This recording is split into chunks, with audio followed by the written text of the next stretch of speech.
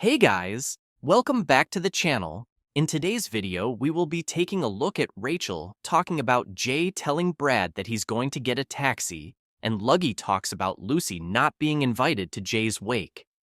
Also, we have some messages between Debbie and Callum, and Hayley Comet calls out Callum and says that he doesn't know anything about the Jay Slater case.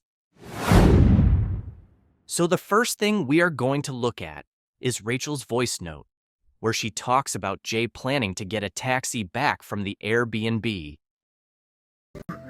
Brad told him to put his phone on charge, and he said he was going to get some kip. It was the last message to him. Going to get some kip, and then I'll ring and get a taxi in the morning. So Brad's not been asleep, my son.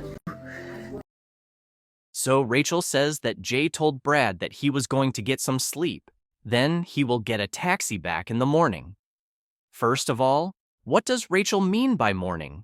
Because when Jay arrived at the Airbnb, it was already the morning. So I don't know if she messed up, or if we haven't been told the right times. But what I want to focus on is the fact that Rachel said that Jay told Brad he was going to get a taxi back. This post is from Lola, and I believe she makes a good point here. She says that Jay had already planned to get a taxi back to his hotel. So why didn't he? Why did it change to Jay deciding to walk home? Because that makes no sense. Jay could have got a taxi when he left the Airbnb because his phone still had some charge at this point. So why did Jay change his mind? Something isn't right here. And in my opinion, something must have happened for Jay to change his mind and not get a taxi. Instead, he allegedly went into the mountains. What really went down at the Airbnb, because you still have Mark Williams Thomas saying that Jay had 2 knives on him. Also, notice how Rachel says that Brad didn't sleep, so Brad was awake the whole time and was actually talking to Jay. That's why I believe that Brad knows exactly what happened. He also knows if there were more people at the Airbnb as well. This is very suspicious, because either something made Jay change his mind, and Jay had to get away from the Airbnb quickly, or something had happened to Jay and he didn't even do this journey. That's just what we have been told. Remember, we don't have any CCTV of Jay leaving the Airbnb. All we have is a statement from Ophelia and what Ayub has told us. And I don't think any of them are very trustworthy. The next thing we are going to look at is where Luggy was asked a question on TikTok Live about Brad and Lucy not being invited to Jay's wake. Let me expect a video or two back. Luggy, like we've got a question in the box asking, was Lucy and Brad invited to the wake? Now then, this was covered the other night, so I won't be answering now. Tell him to go to... No, because you didn't answer it last time, Luggy. Now you're on different times, so now you can actually answer some stuff. I told you I didn't hear any request for them not to go. Okay. So someone asked Luggy if he knew anything about Brad and Lucy being invited to Jay's wake.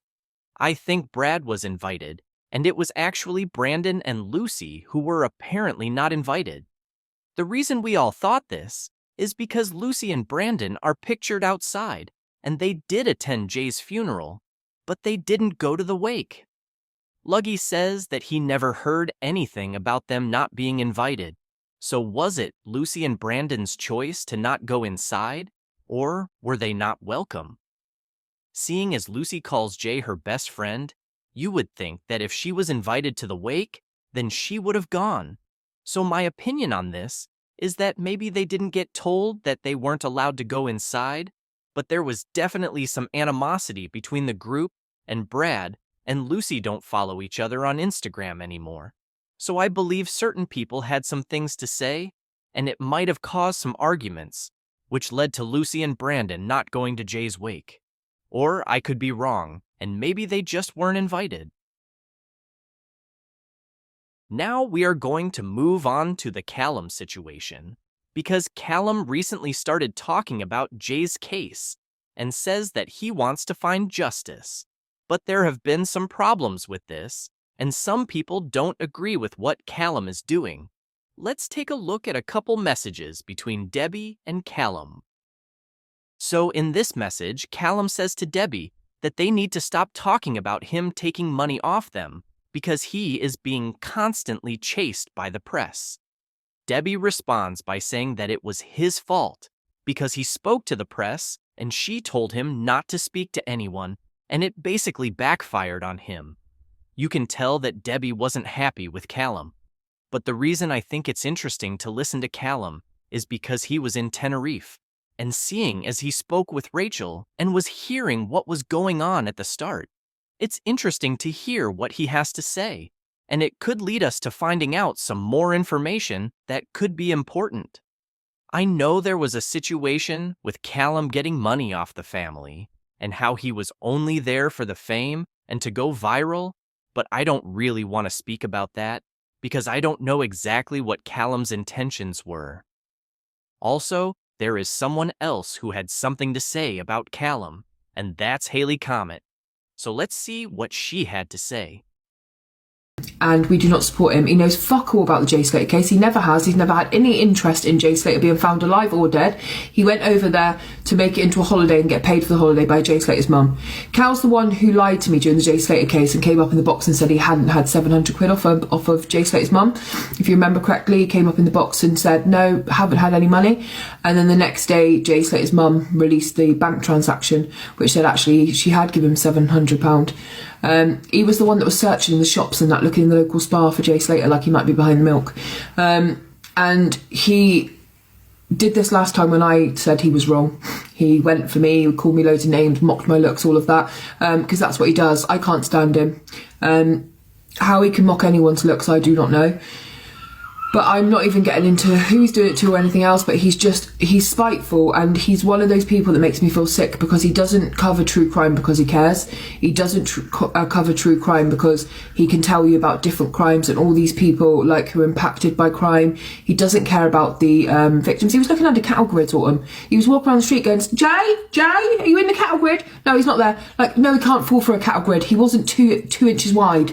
Like, fuck off. He literally, I haven't covered the Lexi Woodbank case. He's one of those people that sees money in true crime. He sees money and he thinks it's interesting, and he's looking for fame. And he's the same person who was like selling all of his stories to the newspaper at the same time. It wasn't about searching for Jay Slater ever.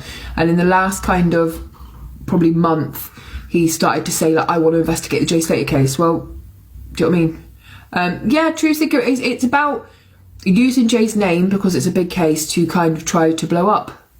And it's just, I was so tempted to say something. And it's just, I just don't like people like that. Hey Zoe. I like people, I'll support true crime people all the time. You know I do. Like, I support you, I support Lola, I support the women that do domestic violence lives. I'll support anyone who actually truly cares about victims. I don't care if you've got 3 followers or you've got 10 million followers. I will support anyone who's doing true crime for the right reasons. And sometimes it might be that people have a bit of a morbid fascination, or they just want to cover cases, or they'll research cases properly, or they put out content because it may not get 100,000 views, but people may think they might have an impact. I cover missing persons cases sometimes that I know will probably get 2,000 views on it, and I think maybe if that one person views it that needs to, then it'll be worthwhile. And I'll certainly never be bullied by Cal. You're a small boy. Yeah, it's not going to happen, but don't take any notice of him. Anyone, don't take any notice of him. He's very bitchy, he's very spiteful. So it's safe to say that I don't think Hayley is Callum's biggest fan, and she thinks that he doesn't know anything about the Jay Slater case and only gets involved with true crime because he wants to make money. So her opinion on Callum is very clear, and to be honest, Callum has gone quiet at the moment and isn't really talking about the Jay Slater case as much as he was. He said that he was doing things behind the scenes and won't be covering the case online for some reason. But people have started to speak out about Callum, and he isn't everyone's favorite person at the moment. Thank you for watching. Please like and subscribe, and we will update you as we find out more.